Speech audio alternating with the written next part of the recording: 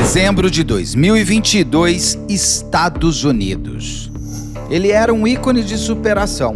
O primeiro deputado republicano assumidamente gay, George Santos, representava os latinos, imigrantes, familiares de judeus do Holocausto. Ele representava o sonho americano, que mostrava que bastava batalhar para ter seu lugar ao sol. Mas naquele dezembro de 2022, descobriríamos que era tudo uma grande mentira.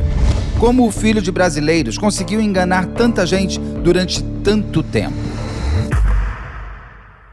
Diretamente de um dos endereços mais famosos do Brasil. De um dos principais cartões postais da cidade de São Paulo. E com as transmissões feitas dos nossos estúdios na Avenida Paulista. Eu sou Beto Ribeiro e eu pergunto, que crime é esse? Olá, sejamos todos muito bem-vindos. Por favor, não deixe de se inscrever, curtir, compartilhar, ligar sininho, marque nas suas mídias sociais. Nos marque a todos nas mídias sociais, se puder, seja membro. Se não puder, tá tudo certo. Deixe você vir comigo até o final e você vai vir comigo até o final dessa conversa que eu vou ter com meu amigo João Batista Júnior. Muito obrigado por ter aceitado o convite para vir aqui. O João é um dos maiores repórteres do Brasil de cultura, de comportamento, não é? Você passou pela Veja... Veja São Paulo, Veja e agora a revista Piauí. Eu tenho um amigo que ele fala que eu cubro editoria tiro, porrada e bomba. Você sempre eu me simpatizo com isso. Você tem capas que mexeram bastante com São Paulo, numa época até que a Vejinha ela era ainda mais forte, assim. Beto, a gente se conhece de outros carnavais, né? Sim. De uma era pré-rede social. Então, a imprensa física, o papel, ele era o grande impulsionador de uma discussão. A revista Veja e Veja São Paulo aqui, no caso da cidade de São Paulo e Grande São Paulo, elas pautavam a discussão de mesa de bar, de restaurante. Eu ia pro Hits discutindo a capa da Vejinha. Pois é, era isso. Era a minha vida naquela época pré-tudo. Eu te conheci quando eu trabalhava no Terraço Paulistano, que é a coluna social da Veja São Paulo, e eu fui entrevistá-lo para dar uma nota contigo, porque você estava lançando um dos seus milhões de livros. É, o livro O Poder S.A. O Poder S.A., justamente. Teve até uma foto com a Thaís Araújo. Que ano foi isso? 2008. Tá vendo? Meu primeiro ano de Vejinha, acredito. Mas era isso. Terraço Paulistano era a maior coluna social de São Paulo. Cidade. Sair dali era uma coisa de você grande prestígio. Ficar recebendo ligação o dia inteiro. Significava venda de livro. Total. E sempre foi uma cobertura que não era a crítica, né? Endeusamento. Eram notícias, furos de reportagem, contar o novo e o inédito. E isso eu trago para o que eu faço. É comportamento. Enfim. O canal é muito comportamento humano. Eu sempre achei as suas matérias de comportamento humano. Obrigado. Até de discutir por que fizeram uma matéria com esse cara. Tipo o Rei do Camarote, você tá falando. O Rei do Camarote. A mulher lá, que depois virou famosa por causa da capa da Vejinha, é sua. Val Marchiori. Val Marchiori. Você sabe que a Val sua também, não é? É. A Val Marchiori foi o seguinte, o Álvaro Leme, nosso amigo, ele me cantou a bola. Ele falou, João, tem uma apresentadora de um bloco, uma parte do Amaury Júnior, à época na Bandeirantes, que ela é uma gastadora translocada. E aí eu falei, nossa, interessante. Assisti, achei curioso, fui até a casa dela com o Mário Rodrigues, fotógrafo. E daí ela morava no L'Essence, é um prédio em frente ao Rubaiá, aqui em São Paulo, que depois ficou muito conhecido pelas batidas da Polícia Federal por trocentas razões, JBS, filho do ditador da Guiné. Lava Jato, exatamente, virou um personagem da Lava Jato aquele prédio. Posto isso, eu fui lá para fazer uma nota de terraço com a Val. E eu fiquei fascinado com uma mulher que era assumidamente uma alpinista social. Ela falava disso com clareza. Daí eu voltei para a redação, imprimi todas as fotos para a rede social, né? Não mostrava o Instagram. A gente tira a foto, imprimia a foto e apresentava para o editor. É disso que se trata. E daí eu imprimi e mostrei para Alexandra Zavaroli, diretora da Vejinha. Falei, podemos dar uma nota com ela sem problema, mas acredito que renda mais. E daí ela falou, João, vai atrás, gasta a sola de sapato e a gente vê no que vai dar. Depois a gente decide o tamanho da matéria. Como você vê aqui, né? Você entrevista uma pessoa, às vezes rende muito, Sim. Às vezes rende pouco. Às vezes a gente tem uma expectativa enorme e cai do cavalo. Total. Enfim, aí a Aí a Zapa ficou chocada com a gastação de dinheiro. Eu passei uma tarde com a Val nos Jardins. A gente foi à NK Store, fomos à Dior. E assim, ela torrava grana, Beto, torrava. E daí, contei tudo pra Alexandra, que ficou preocupada com a questão de segurança dela. João, ela tem um casal de gêmeos, assim, eu tô preocupada. Então a gente teve algum tipo de cuidado ali, mas demos. Daí quando saiu a Vejinha e a Veja saíam à época sábado de manhã. Hoje eu acho que mudou. Eu como assinante recebia antes. Você recebia antes? Eu recebia na sexta, né? Pode ser, sexta-noite, né? Daí a Val mandou uma mensagem no sábado de manhã. Eu não sei se eu te mando um buquê de flores ou uma dinamite. Porque a repercussão foi muito grande. E com implicações sérias, né, pra ela. Porque o cara tinha questões familiares, etc e tal. Então é isso. A imprensa, quando bem feita, o jornalismo, quando bem feito, não importa se é um assunto supostamente trivial ou frívolo. Uma boa investigação revela, né? E é um retrato de uma época, né? Existem alpinistas sociais no mundo. Era isso que eu ia te falar. As matérias comportamentais que você faz, elas têm um quê de registro que um dia, se uma pessoa quiser fazer uma história, vai ter que ler aquela tua matéria, porque aquilo mostrava o que era aquele momento em São Paulo, no Brasil, no mundo. É o retrato daquela sociedade. Talvez hoje, em 2024, não faça sentido. Até a gente pode melhorar ou piorar de acordo, inclusive, com aquele momento daquela história que chega. Eu acho que o Rei do Camarote, por exemplo, trouxe uma grande discussão quando você fez aquela matéria, inclusive de nós, quando íamos às boates que eram super hypadas, gays em São Paulo e tal, do quanto que a gente poderia estar sendo ridículo também. No seguinte sentido, tomar o champanhe, eu tomava porque eu gostava, ou eu tomava para mostrar para o outro que eu era interessante porque eu tomo champanhe. Que nem era champanhe, era espumante. O lance do Rei do Camarote chegou até mim da seguinte forma. Jornalistas sabem que a gente está com o radar ligado full time, né? Seja por DM de Instagram, que alguém possa cantar uma bola para ti, ou um amigo numa mesa de bar, ou, o que é melhor, indo pra rua, você vai com uma pauta, você volta com duas. É assim que tem que ser a equação. Daí, você lembra que teve a novela Avenida Brasil? Eu não vi, porque eu já não vi a novela, mas eu sei qual que é. Eu não, extraordinário. Mesmo não vendo, eu sei todos os personagens quais são. Um deles era interpretado pela deslumbrante Isis Valverde, que era uma periguete assumida. E daí o meu editor falou assim, João, e se a gente fizesse uma matéria, Vejinha, uma matéria sobre as periguetes aqui de São Paulo, as mulheres que vão, beijam na boca de 20, 30 homens por noite, mas não querem nenhum compromisso sério. Acho ótimo. Daí eu peguei, fui em ambientes de periguetes, ou seja, baladas. A primeira onde eu fui, Beto, era uma balada de música sertaneja chamada Woods, na Vila Olímpia. Vila Olímpia é um bairro da Zona Sul aqui de São Paulo, para quem não é de São Paulo. E na fila tinha uma mulher linda, gata, que ela estava em balada a vácuo. Você lembra aquela moda do vestido bandage? Que parecia que fazia um push-up no corpo da mulher? Menos, então, um corpo que já é extraordinário, com aquele vestido fica ainda mais extraordinário. E daí eu, cara de pau, jornalista tem esse requisito fundamental. Simpático.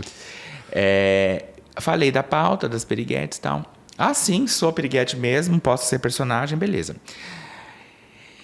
Aí, essa mulher que estava com um grupo de amigas e no camarote, a balada tinha 2 andares. Tinha a pista de dança redonda embaixo e os camarotes em cima. Ela começou a tomar vodka com energético. Eu acho que lá pelo 2º, 3º drink, ela falou assim, legal você tá fazendo essa pauta aqui comigo.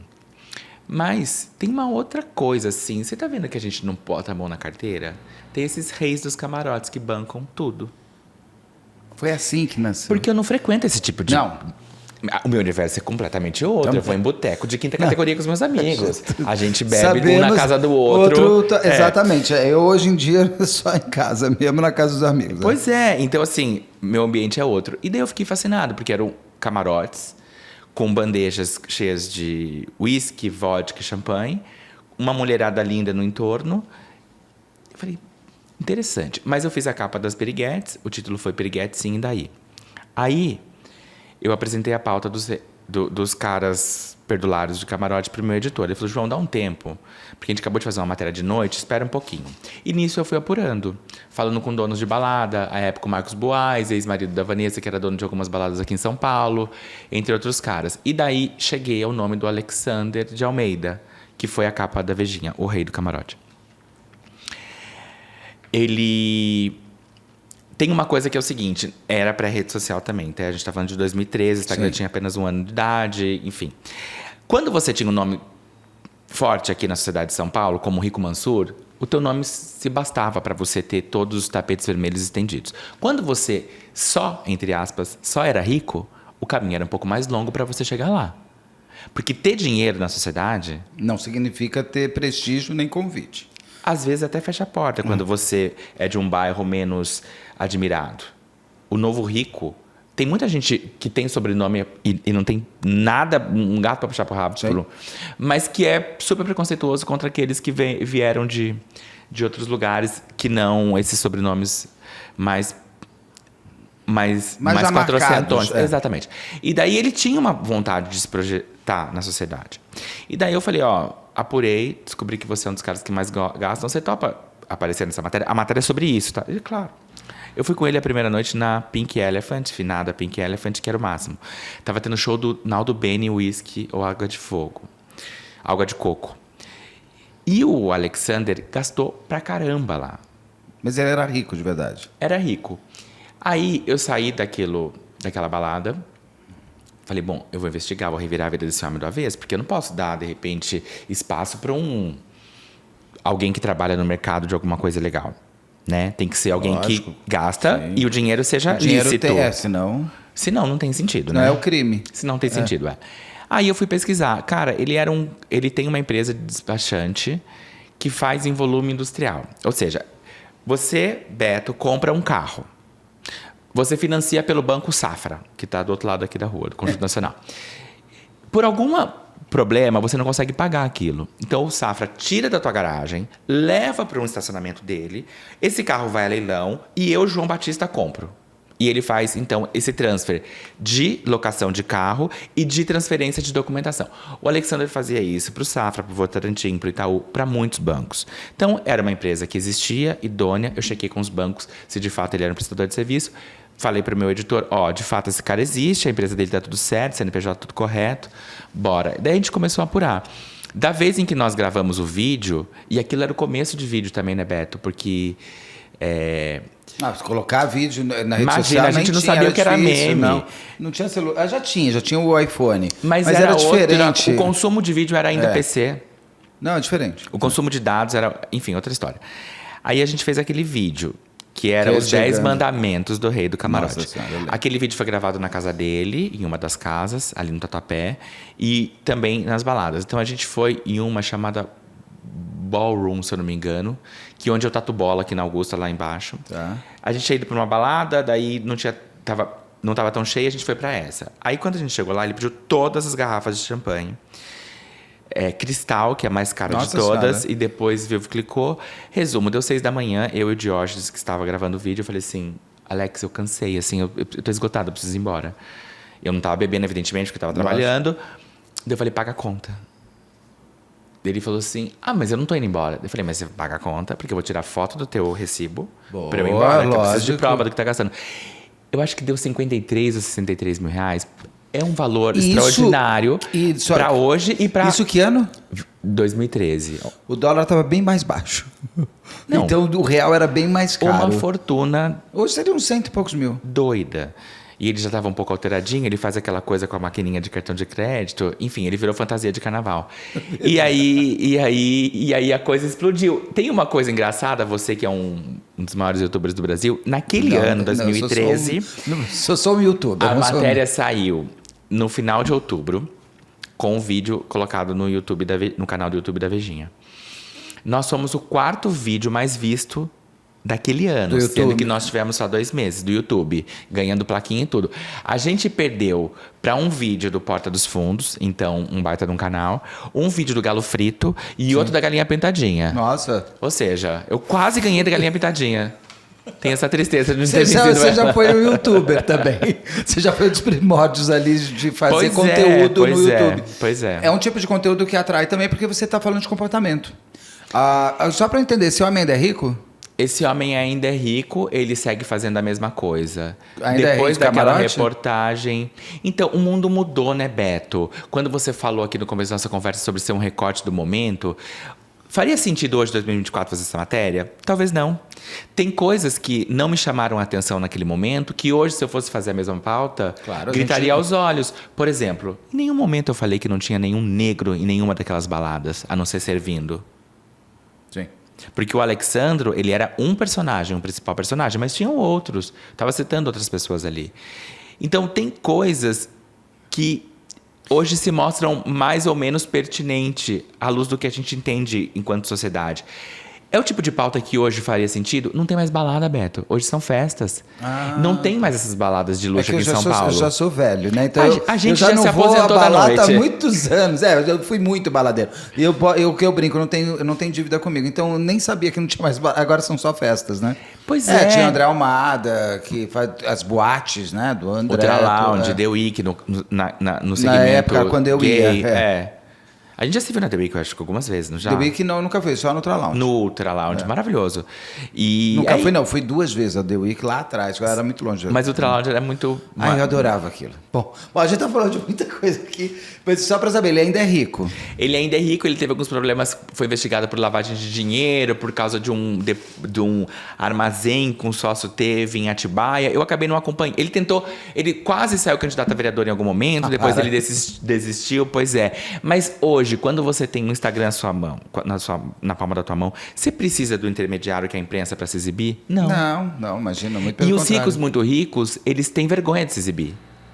Então mudou também o comportamento, né? Quem tem dinheiro, mas não vive por ele para atrair as pessoas, não se exibe. Porque aquilo não pode ser o que vai fazer você gostar de mim. Exato. Mas tem pessoas ainda que usam dinheiro para aparecerem. Isso tem gente que vai ser Não, a sempre cultura assim. da ostentação ela é muito Vai forte, ter. sobretudo na rede social. Aí eu fico mostrando a bolsa, o relógio. Só que eu sempre aviso as pessoas, ladrão também vê teu Instagram. Hein?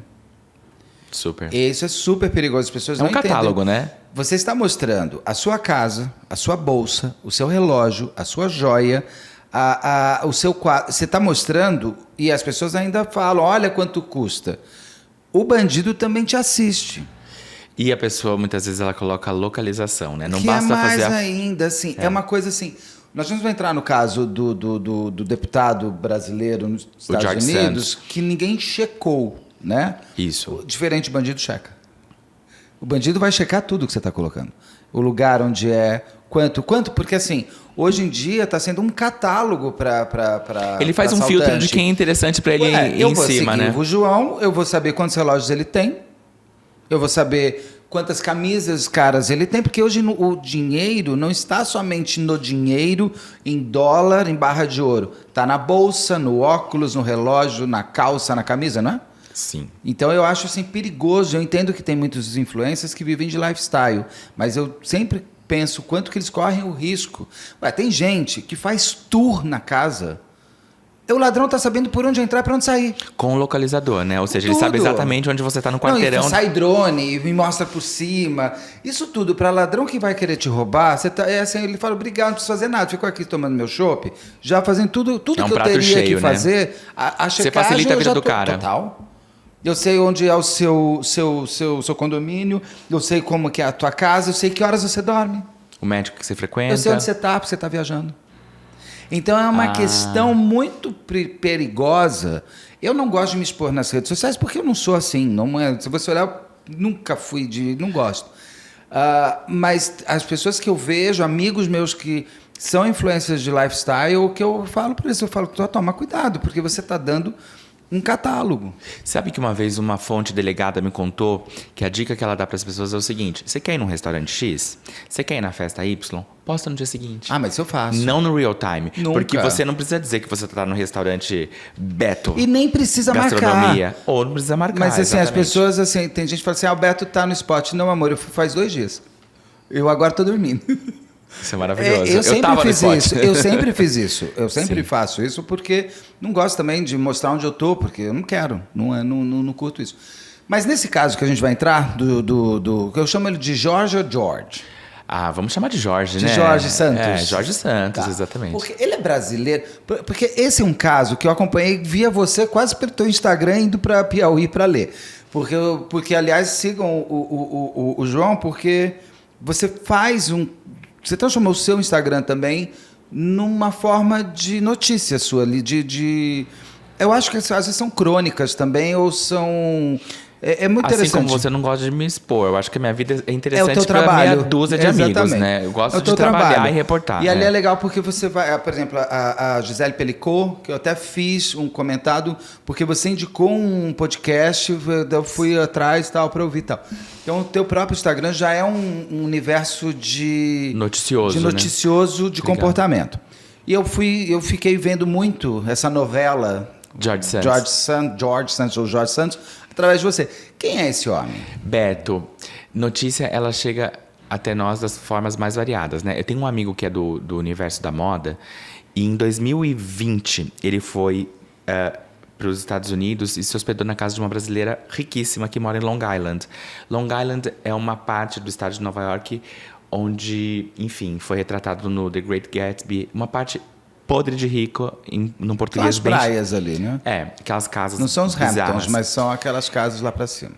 É que o Hamptons é mais summer house e ali as pessoas vivem de moram fato. de verdade. E daí ele voltou falando assim, João, você tá sabendo de um cara chamado Jorge Santos? Ele quase foi eleito aqui nos Estados Unidos e a minha amiga foi uma das patrocinadoras dele, porque ela é republicana, até o último fio de cabelo dela. É brasileira, casada com um americano do segmento do papel e celulose. Eu falei, não tô sabendo de nada. Ele falou, fala com ela. Ele me apresentou essa mulher e ela falou, João, a gente estava com muita convicção de que ele ganharia e a história dele é fascinante. O pai pintor, mãe que foi faxineira. Ele nasceu já filho de 2 brasileiros imigrantes que se conheceram nos Estados Unidos. E ele nasceu aqui, portanto americano, mas tem dupla cidadania. E ele tem uma história de vida linda. Nós, comunidade de Long Island, abraçamos ele. E ele quase foi eleito. Então, o que foi a história, Beto? Foi quando eu fiz a primeira matéria sobre ele, 24 de novembro de 2020. O título da matéria foi Derrota por Correspondência. Em razão da pandemia, o governo americano estendeu um pouco a data para receber as cartas de votação. A eleição, né? A eleição lá é uma loucura pra gente Cada entender. Cada estado é de um jeito. Mas tem a questão de você poder votar por muitos... Já estão votando. Agora, em 2024, já tem estados que as pessoas já estão votando. Há dias que as pessoas estão votando para presidente. Então, em razão da pandemia, eles estenderam um pouco a data. Então, o Jorge Santos, ele teve 137 mil votos. Ele falou, tô eleito. Os republicanos comemoraram a vitória dele. Só que, como estendeu alguns dias, os votos retardatários eram majoritariamente democratas, então ele perdeu. Aí eu fiz uma matéria para apresentar quem é esse homem, o brasileiro, o filho de brasileiros que quase foi eleito deputado nos Estados Unidos. E por Nova York. E por Nova York. E republicano. E republicano. Gay, assumidamente gay, conservador, republicano, trampista, ou seja, pauta atrás de pauta. Nessa entrevista que eu fiz com ele, assim como ele fez com todo mundo, ele me contou lorota. E eu caí. Então, o que ele falou? Ele falou que ele estudou no Baruch College, que é uma escola privada de Nova York de altíssimo prestígio. Ele contou algumas outras coisas. Então, eu apresentei esse homem. Corta. 2 anos depois, ele lá te as passou eleições... uma biografia, você acreditou até porque... Outros veículos também estavam dando. A Piauí foi o primeiro veículo do Brasil, mas assim, o meu papel não era investigar a política americana, era contar a história de um brasileiro que quase foi eleito lá. E de fato ele quase foi eleito. Teve de fato o número de votos. Exatamente. Me lembra a história dele um pouco também daquela cientista brasileira que tinha feito Harvard, tal, não sei o que lá, que as pessoas foram... E daí até um dia que se descobre, isso é uma outra história pra gente contar. Era um castelo também. de cartas, tudo mentira. Daí fizemos aquela matéria de 2020. Só que lá nos Estados Unidos tem eleições a cada 2 anos. Em 22... ele quase ganhou. Mais uma vez, os republicanos escolheram ele para tentar disputar a eleição e desta vez ele venceu. Quando ele vence, eu e a Flora Thompson-DeVoe da Rádio Novelo... Aliás, eu adoro a Flora. Ela é um gênio da raça. O melhor podcast do Brasil até hoje é a Praia dos Ossos. É brilhante. Eu ouço tudo que ela produz, tudo que ela faz. Eu sou fã. A Flora é uma americana, acadêmica, apaixonada pelo Brasil, fala um português melhor do que o nosso. Acabou de traduzir Memória Póstumas do Brás Cubas, a nova tradução para o inglês. Enfim, ela é brilhante de fato. A Flora e a Paula Scarpim. E a que apresenta e a Branca Viana. Branca Viana também, que eu sou super fã. Somos fãs. Aí eu e a Flora fizemos uma entrevista porque eu queria fazer uma matéria para Piauí e um episódio do Rádio Novela Apresenta com o Jorge Santos. Então, eu e ela, uma vez que ele foi eleito, gravamos a entrevista com ele. Falamos por 1h30, Beto. Eu, ela e ele. Por Zoom. Com o Jorge Santos. Por Zoom, isso, por videochamada. Só que assim, a conversa Sabe quando destrambelha para um caminho que você não sabe nem como você pegou aquela rodovia, mas você foi? Você não seguiu o Waze e você caiu em outro lugar. Me lasquei. Exemplos. Ele estava falando da política dele de ser um homem conservador e que a questão da segurança pública para ele é muito séria. Então, para exemplificar que Nova York está às traças, que a segurança da cidade está horrorosa, que está super perigosa, ele disse o seguinte: eu, às 3 da tarde, luz do dia, saindo do meu escritório na Quinta Avenida, fui assaltado por 2 bandidos à mão armada, que levaram o meu sapato. Eu faço essa mesma pergunta para ele. Em Nova York, na Quinta Avenida, que tem câmera por absolutamente todos os lados, sim, Nova York está abandonada. Aí... E roubaram o meu sapato. Beto, a gente é brasileiro? A gente está acostumado com larápio. Tudo bem. Mas... Pega celular, puxa tua mochila e sai correndo. Sapato... O que é o sapato? Que sapato que era? Ele não falou a marca, mas a gente sabe que ele gosta de Ferragamo porque ele usou parte do dinheiro de campanha dele para comprar isso. Né? Mas, cara, eu falei, nossa, Jorge... Ali na Quinta... Nenhuma câmera, nenhum policial, não nada. Deixa eu voltar um pouco antes. Ele, quando você descobre que ele quase foi eleito... O que ele fazia? O que ele contou naquele momento? Ele não é formado. Ele não tem uma graduação, mas ele disse que ele era formado em administração por esse Baruch College e que ele tinha vindo do mercado financeiro, com experiências no Citibank e no Goldman Sachs. Ou seja, 2 dos maiores bancos dos Estados Unidos. Isso ele já contava em 2020? Já contou em 2020. Quantos anos ele tinha? Beto, 20 algumas coisas... 32. Tá. Ele é novo, ele tinha 32.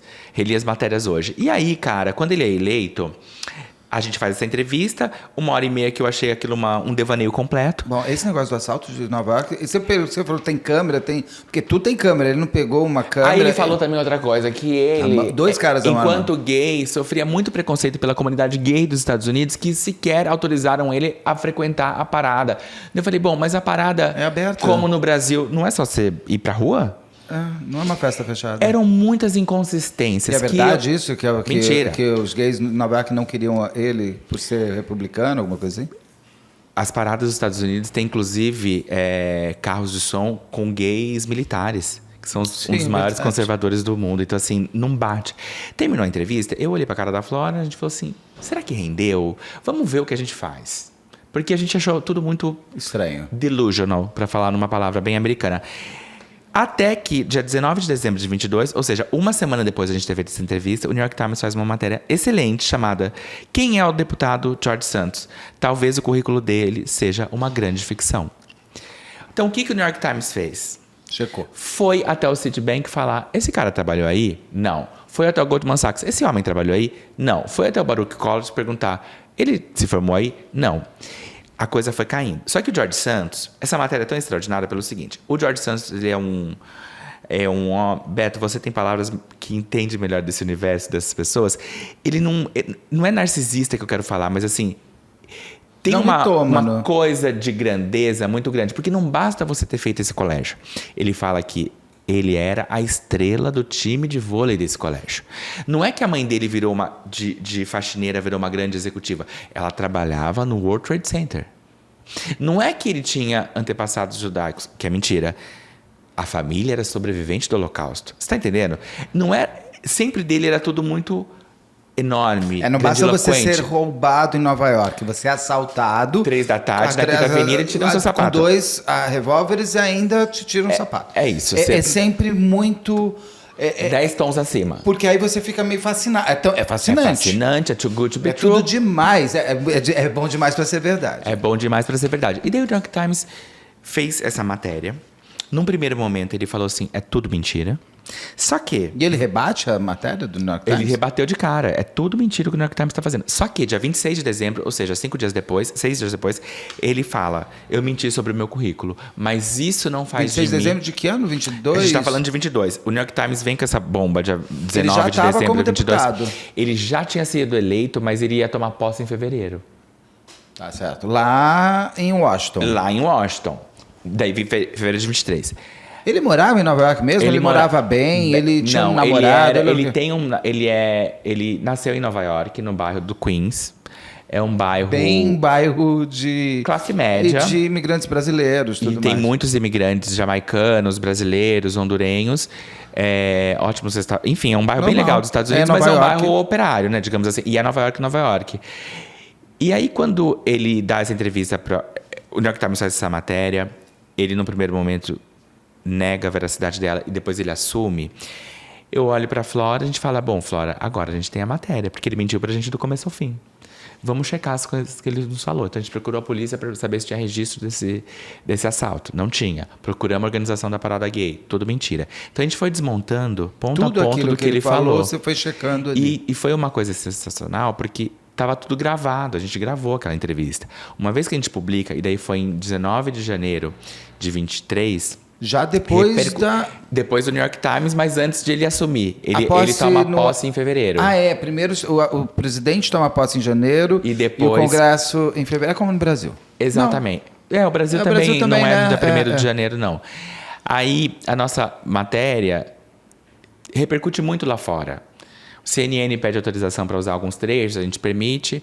E eu comecei a receber, Beto, informações de pessoas que tinham alguma ligação com ele. Então eu recebi uma ligação... Só uma coisa, você faz essa matéria, desmontando tudo que ele falou. Ele entra em contato com você falando... Não. João, você está mentindo. Até porque ele já tinha confirmado que ele tinha mentido. Estava gravado. Não, e ele tinha confirmado, depois da matéria do New York Times, que ele tinha mentido sobre o currículo. Eu entrei em contato, antes de publicar, para falar, olha, a organização da parada não te desdiz, a polícia, idem, e ponto a ponto. Daí ele não quis se manifestar e a gente deixou ali registrado, o direito dele também.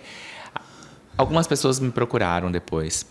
Dentre elas, uma brasileira, moradora de Nova York, que trabalhou com ele numa empresa chamada Dish Network. O que é Dish Network?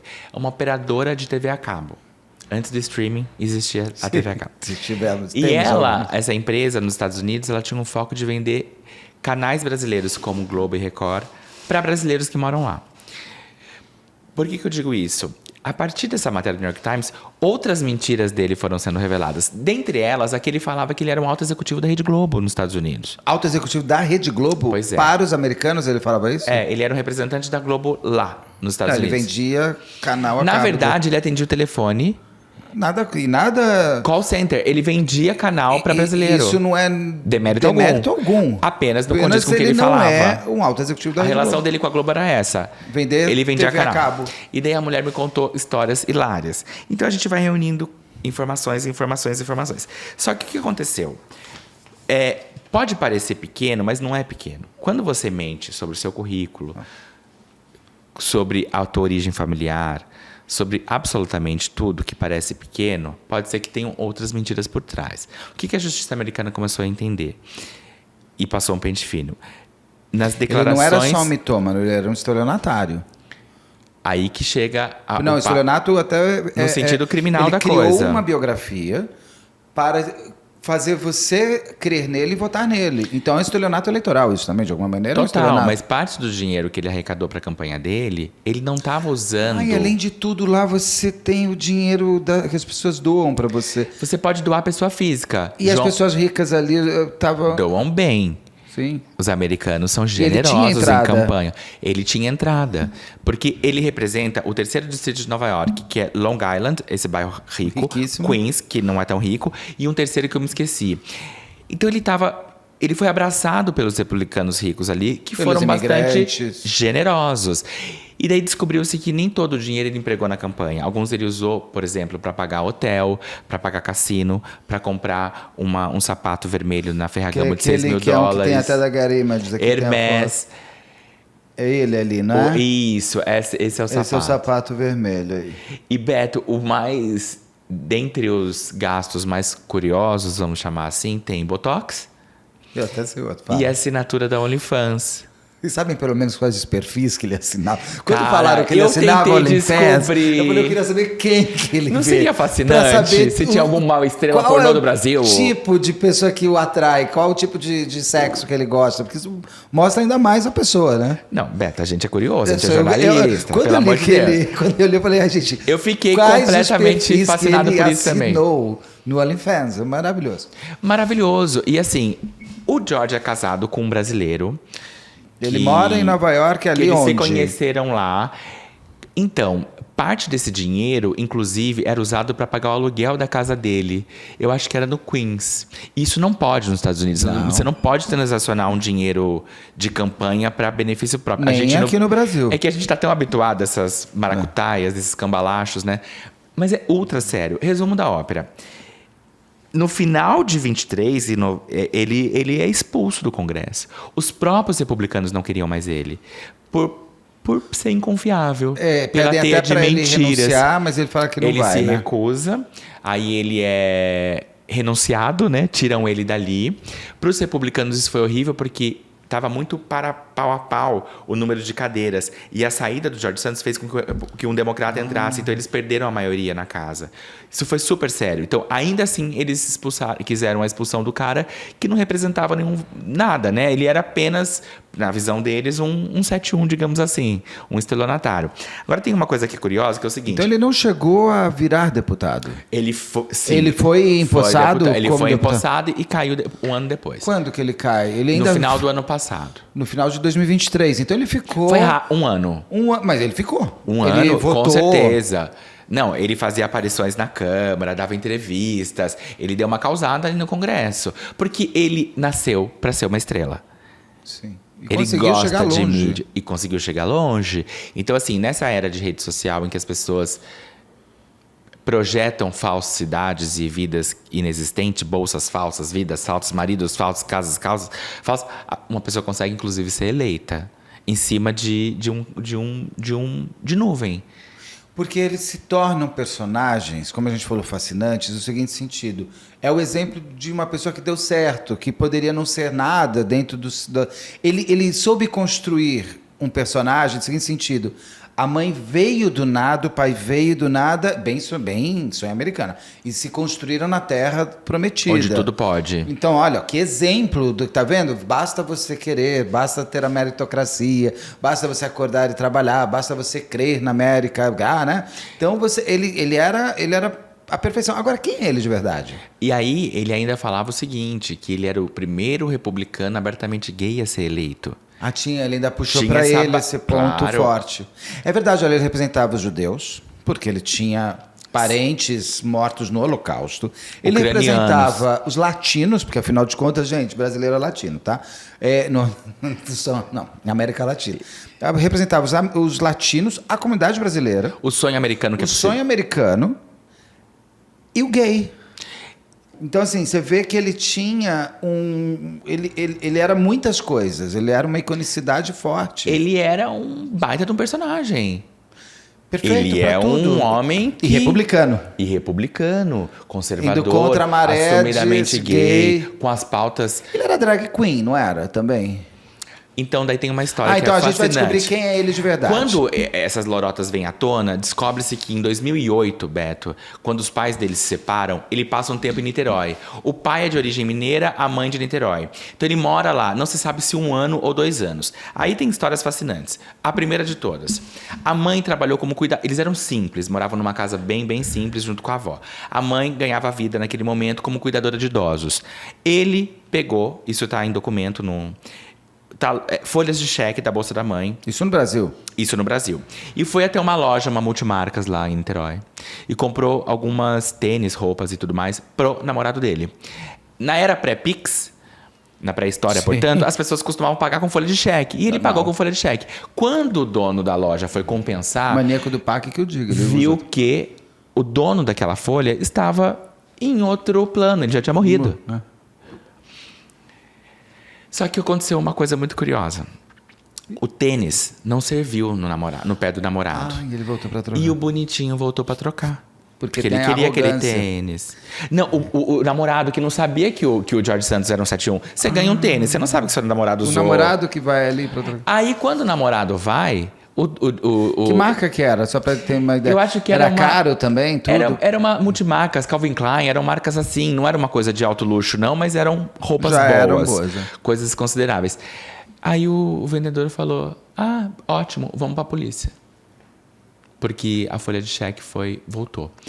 É feito um BO, a investigação vai, ele presta depoimento assumindo. o que E aconteceu. esse namorado era do Brasil? Ele Namoradinho do Brasil. não importou o namorado? Eu tentei encontrá-lo, mas ele não topou falar, enfim. Não importou, era um made in Brasil. Aí, uma das histórias mais maravilhosas era o seguinte, tem uma Esse aqui ano, só pra entender. 2008. Então, em 2008, ele vem morar no Brasil. Ele tem uma temporada no Brasil. De quanto Algumas tempo? pessoas, ou 1 ou 2 anos. Isso ainda não está claro. Falei com uma prima dele na época, que falou que ele teria trabalhado como cabeleireiro. Eu não consegui checar essa informação. Mas o fato é que ele dava algumas aulas de inglês e vivia ali com a mãe. Ele era ainda muito novinho. Quando esse homem, o Jorge Santos, explode na mídia em razão de tudo isso que a gente tem falado, uma drag queen de Niterói chamada Eula Rochard olha pra TV e fala: eu conheço essa bicha. Foi pesquisar o HD interno dela e as fotos. Kitara Ravache. Kitara Ravache. Esse era o nome Kitara Ravache. de drag queen do Jorge Santos. O tá tudo Thales, bem. repórter da Piauí, fez uma matéria maravilhosa com a Mas com a é que Eula. pro conservador, republicano... Tá tudo bem ser drag queen, não é demérito. Não, inclusive, imagina, é uma a arte gente tem amigas maravilhosa. assim, mas... Niki, o que era fascinante? Nessa entrevista que ele deu a mim e a Flora, uma das coisas que ele rechaça é a presença de drag queens em ambientes onde tem adolescentes. Ele não é apenas conservador, ele é contra a apresentação de drag queens, mesmo em boates com pessoas acima de 18 anos. Então, acaba sendo um pouco curioso dentro dessa faceta. Você nega, ou pelo menos no ON você diz ser contra... Não é hipócrita isso é... Perverso. Perverso mesmo. E ele, enquanto Kitara Ravache, muito bonita, muito bem montada. O que aconteceu? Foi um prato cheio para as TVs americanas de humor, né? Porque começaram a fazer o Saturday Night Live, que é um programa de humor americano. Esse programa, que medo. Essa matéria eu conheço, bicho. É maravilhoso. Eles imitaram o Jorge Santos, a entonação de voz. Tanto ele enquanto Jorge Santos, quanto ele enquanto Kitara Ravache, tá entendendo? E num primeiro momento ele negou ser a Kitara Ravache, depois, bom, não tem como negar. Então, assim... Ele nega a verdade, mas depois ele volta atrás e assume a verdade. Pois é. Mas quais são os desfechos? Estados Unidos não é brincadeira. Mentir. Ainda mais com política. E usar dinheiro... Você fez a pessoa votar em você. Da cana. Então, o que aconteceu? Agora, em agosto... De 2024. 2024, ele fez o que os americanos chamam-se de plead guilty. Ele se declarou culpado. Se o Jorge Santos não se declara culpado e vai a julgamento, ele poderia e ser comprovado que ele usou dinheiro de campanha para fins pessoais, dentre outras coisas, fraude fiscal, ele poderia pegar até 20 anos de cadeia. Ao se declarar culpado, a pena é muitíssimo amenizada. Então, ele se declarou culpado. Ele tem de pagar, então, o que ficou acertado? Ele tem de pagar uma multa de $370 mil, que é um valor considerável. Mas ele tem? Para além disso, ele deve pegar uma cana de até 2 anos. Passando a contar em 6 de fevereiro do ano que vem. Daí você me pergunta, ele tem essa grana? 2 coisas. Quando ele sai, quando ele é expulso do Congresso, ele passa a fazer vídeos pagos por uma plataforma chamada Camel. Aqui no Brasil isso não pegou. O que é isso, Beto? É uma rede social de voz. Então você, por exemplo, é fã da Gisele Bündchen. Você pega, e ela não está nessa plataforma, mas tem muitos artistas que estão. Você pode falar assim, Gisele, vai ser aniversário do meu companheiro amanhã. Eu já ouvi falar disso. Então você pega e fala que você pode trollar a pessoa, você pode mandar uma mensagem séria, você pode fazer isso para empresas. Você paga por um conteúdo de voz customizado. Isso custa por minutos, custa por tipo de se é trollagem, se não é trollagem. Tem gente que faz isso em despedida de solteiro, enfim. Ele entrou nessa plataforma e começou a cobrar pelas mensagens de voz dele. Você acha que isso deu muito dinheiro? Eu acho que num primeiro momento, sim, pode ter dado. Mas no longo prazo, não. Porque, assim como no jornalismo, essas coisas são muito efêmeras, né? Tem uma relevância ali, mas depois de um mês, tem. Acho que não. É tipo ele virou... Porque tem uma coisa interessante. Existe um fascínio no crime... E alguns criminosos se tornam celebridades. Tipo o golpista do Tinder, que depois começou a cobrar para fazer participação em festas. Presença VIP. Aquela Ana... Delvey. Aquela alemã, que é muito herdeira. Assim também. Ela é bem esse tipo de personagem. Ela estava no Dança dos Famosos dos Estados Unidos. Entendeu? Ela virou uma celebridade sim. pelo crime. Então, nós temos nossa Suzane von Richthofen, mas ela não vive pelo crime, ela não faz isso. Ela é famosa, mas eu acho que o brasileiro rechaça um pouco de eu não vou pagar para a Suzane estar numa festa, também não tem lógica.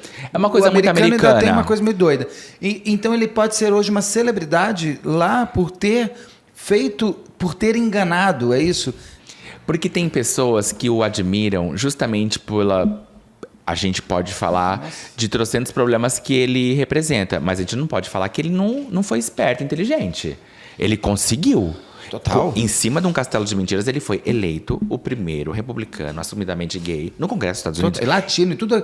Latino, pelo menos ele é. Mais de 130 mil votos. Né? É coisa pra caramba, gente. Agora, judeu também não é, então... Nada. Só é filho de brasileiro e gay. Isso se sustenta. Só isso já seria muita coisa. Mas tem uma coisa, daí... Então as pessoas, então, elas têm um fascínio por ele ter enganado o sistema. Ele pode ter uma grana disso, vinda dessa rede social, custa isso, ele gente? também fechou um contrato com a HBO para uma série. Ah, então já tem o dinheiro. A Ana foi assim com a série da Netflix. Porque ela recebeu... E ela é o dinheiro que pagou os advogados, que ela pagou todas as dívidas, isso, aquilo, e hoje ela pode até voltar para os Estados Unidos. Exato.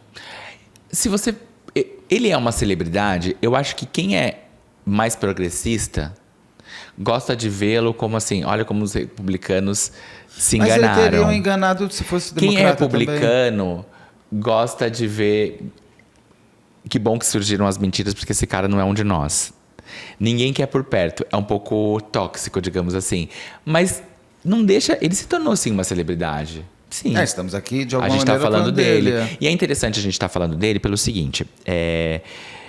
Ele foi eleito deputado por um dos estados mais ricos dos Estados Unidos, de Nova York. Califórnia e Nova York. E a história é a seguinte. Como a imprensa falhou, né? Porque o New York Times fez essa matéria gigantesca, mas pós-eleição, né? A gente aqui do Brasil não tinha que cobrir a eleição americana, então não era o nosso papel. Mas ali nos Estados Unidos, ele não era de um estado menos relevante, irrelevante, não. Ele era para Nova York. Então, se essa investigação tivesse sido feita antes, será que ele teria sido eleito? Mais que isso, os republicanos e os democratas, eles fazem filtros gigantescos para checar se você de fato é caso. Acho que o partido também tem obrigação. O partido falhou. Falhou em termos de ver se aquilo era de verdade, né? Depois a imprensa que não olhou para aquilo com lupa. E daí ele chegou onde ele chegou. Então, infelizmente, muitas vezes a imprensa como um todo, elas ficam olhando, no caso do Brasil, para Brasília, no caso dos Estados Unidos, para Washington, e não vê a política local. Entendeu? A gente está no meio de uma eleição municipal. Às vezes, se você pega um candidato a vereador, você pega uma lupa e examina, tem tanta coisa. E o que pode parecer pequeno se transforma numa coisa extraordinária. Então, eu acho que houve uma falha ali, imprensa e partidária, que fez com que ele chegasse onde ele chegou. Eu acho isso importante de ser falado. Outros políticos podem fazer a mesma coisa? Talvez sim. Outros fizeram já? Talvez sim também. Tem um candidato, só que eu acho que agora a imprensa, pelo menos nos Estados Unidos, está um pouco mais colada. Tem um candidato a senador lá que ele tem falado, um bonitão, que ele foi Marine do exército americano na guerra do Afeganistão. E ele fala que ele, combatendo na guerra, recebeu um tiro no braço. Foi alvo de um tiro no braço. Aí o New York Times descobriu, o Washington Post descobriu esses dias que, na verdade, foi um acidente doméstico, esse tal tiro no braço. Mas ele foi Mariner mesmo, pelo menos? Ele foi, mas ele nunca recebeu um tiro no Afeganistão. Não tem registro disso. E tem pessoas testemunhando, falando, não, isso aconteceu aqui, ele foi no hospital aqui do bairro, etc e tal. Essa grandiloquência, esse heroísmo, esse arco da vitória, para um político, é sempre muito interessante. Mas a partir do momento que você mente, pode ser uma coisa meio trivial. Você tomou um tiro, mas não foi numa guerra, foi num acidente doméstico. O que isso não quer dizer além disso, tudo, né? Na verdade, o que é muito interessante quando eu converso, por exemplo, com a Ana Beatriz, ou quando eu entrevisto sempre o Carlos, a Rosângela aqui, é o quanto que o prazer dele é de enganar. Não é só a mentira, é o prazer de enganar, é o estelionato da vida, é você enganar a todos e rir internamente. E não para. Eu não sei a futurologia do Jorge brasileiro, mas não sei o quanto que ele entendeu, ou eu não sei se ele está arrependido de ter mentido e eu não quero mais mentir, ou se ele está arrependido de ter sido pego. Então, logo, numa próxima, eu vou ser mais esperto, eu não vou mentir tanto. Então, então eu vou ficar que eu sou brasileiro, entendeu? O quanto que essas pessoas conseguem perceber o ruim que elas têm, porque é prazeroso. O cara é Mariner de verdade, o cara lutou na guerra do Afeganistão, Sim. Tomou um tiro, por que precisa ser durante a guerra? Porque não é só porque o arco dramático é bom e é verdade, o arco dramático é melhor ainda. É porque para ele também tem o prazer de te enganar. Agora tem uma coisa que isso me fascina, que é o seguinte. Vamos pegar o Jorge Santos. É um cara que ele mentiu coisas que são absolutamente checáveis. A origem familiar judaica, o trabalho a mãe no Citibank e no Goldman Sachs. A faculdade. Então tem uma coisa da mitomania que ela cega. Eu não sei se você vai esticando a corda ao longo da vida ao ponto de você não se dar conta de que aquilo é checável. Beto, se você chega em Marte e mente que você é casado ou não é casado, ninguém vai conseguir checar porque eles não conseguem ter acesso. Vem pra cá. Mas, poxa vida, a gente está numa sociedade hiperconectada. Ele é um homem jovem. O Big Data dessas faculdades está muitas vezes disponível online. Sim. Não precisa nem ligar para a assessoria de imprensa. Você está entendendo? Então, assim, me fascina entender que pessoas esticam a corda a um ponto que elas não se dão conta que elas estão cavando a própria cova. Porque elas têm arrogância. A arrogância te cega. A arrogância, as pessoas todas são arrogantes. Elas sempre acham que elas sabem mais e elas estão com domínio de tudo. E elas não percebem que a vida é um roteiro aberto e você não vai conseguir fechar todos os lados. E como diz a Solange Beretta, a verdade não pede memória. Você não precisa lembrar da verdade, ela está em você. Você precisa lembrar da mentira que você criou.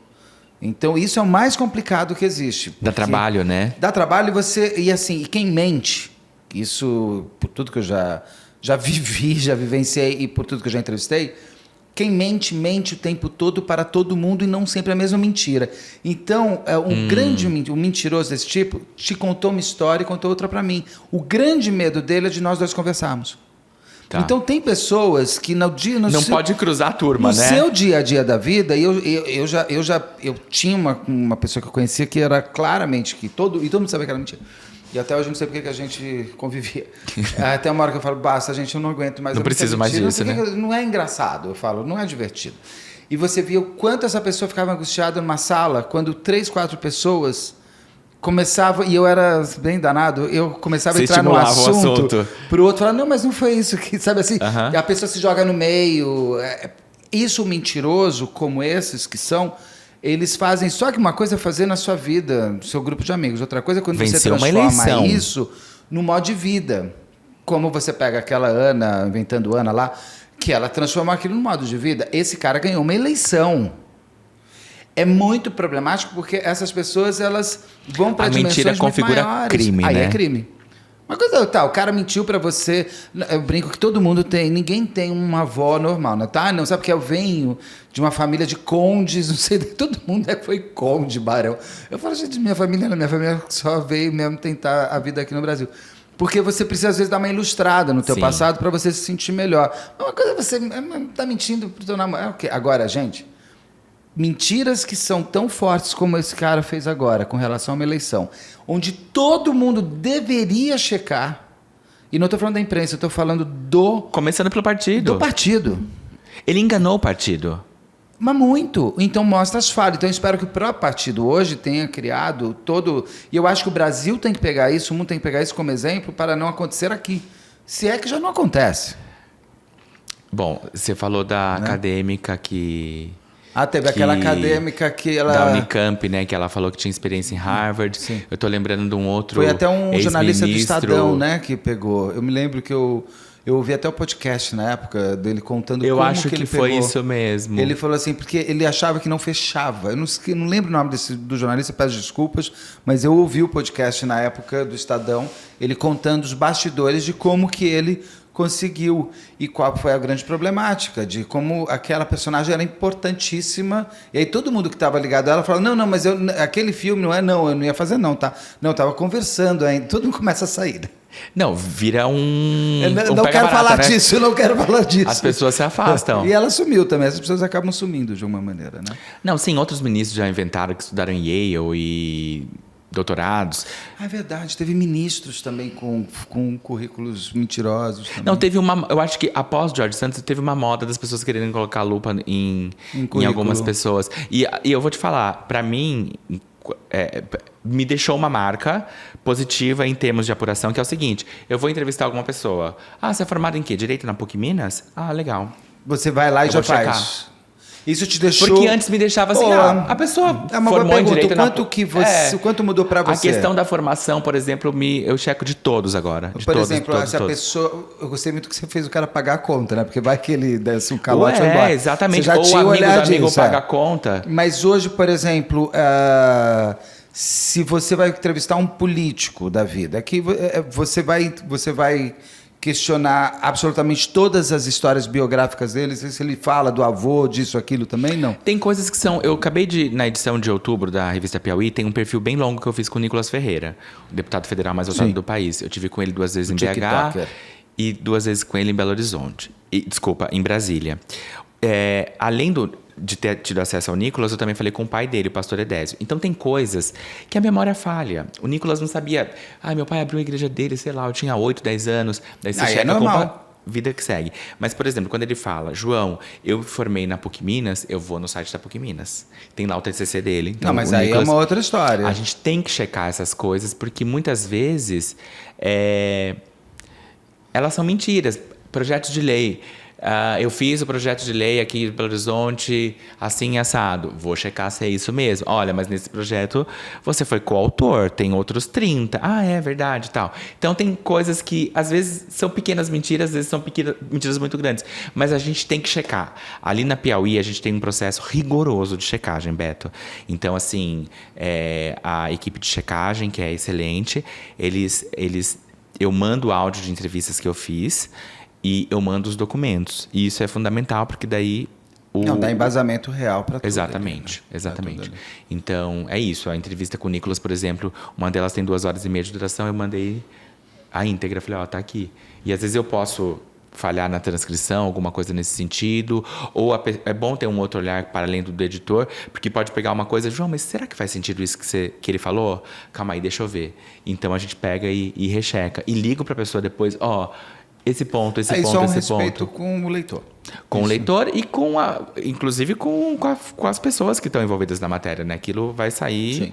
Não é falar bem ou falar mal, mas tudo que... A reportagem que foi investigado, que foi apurado, que foi apreendido sobre alguém, aquilo vai estar fidedigno. João, agora esse homem a gente tem que esperar para ver se ele vai ser preso mesmo ou não. Ele vai ser preso. Isso é certo. E lá em fevereiro vai ser o Orange the New Black. Quem assistiu a série vê ela chegando e se entregando. Vamos ver qual vai ser o look dele, tem a data para entregar. Exato. Não, americano é muito... Tem uma coisa... E americano, até na prisão... Faz muito bem feito, né? Porque eles deixam uns montes de fotógrafos ali. Por exemplo, quando ele foi se declarar culpado, tinha um batalhão de fotógrafos na entrada dele no fórum e ele chegando, todo pomposo. Então, vamos ver como vai ser a ida dele para a cadeia. Então, vamos acompanhar essa parte. Ele está nesse...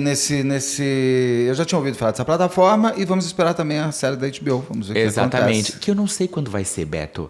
Por quê? Vão gravar com ele na cadeia ou não? Eu acho que ser, na verdade, podem ser temporadas, né? Pode fazer. Não, ali rendaria muita coisa. Com certeza já deve estar vendo livro. Nos Estados Unidos você tem esse mecanismo de transformar tudo no mercado e de ganhar dinheiro. E ele é um personagem fascinante. A gente tem de reconhecer. Ele é fascinante por todos os aspectos. Mas ele já respondeu por que ele mentiu? Quando ele assumiu que ele mentiu, foi mentir sobre o currículo não me torna criminoso. Daí depois ele assumiu que ele usou o dinheiro. Não, ele não assumiu.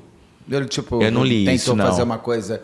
É que se eu falasse a verdade... Porque para usar o Botox e o OnlyFans não tem muito o que falar, né? Você não estava pagando a conta da casa. Você não estava fazendo a tia, eventualmente, que não tem dinheiro para comer. Eu quero saber quais perfis que ele pagou no OnlyFans. Não, essa é uma investigação que eu espero um dia preciso ter esses perfis. Quero ter acesso João, a ele para muito obrigado. perguntar. Espero você para outras coisas, porque você entrevistou Silvio Santos, você fez um monte de coisa que eu quero saber mais. Muito obrigado pelo convite, Beto. Para a gente já marcar os próximos. Muito obrigado. Tá bom, Sempre beijo. bom estar com você. Um beijo. Obrigado. Você sabe que eu tenho amigos que são Super seus fãs, né? Ah, Tem uma é? amiga de Extrema, a Aline. Qual o nome? Aline? Eu sou de Extrema, Então, minha Aline cidade. de Extrema, um beijo pra você. Qual é o sobrenome dela?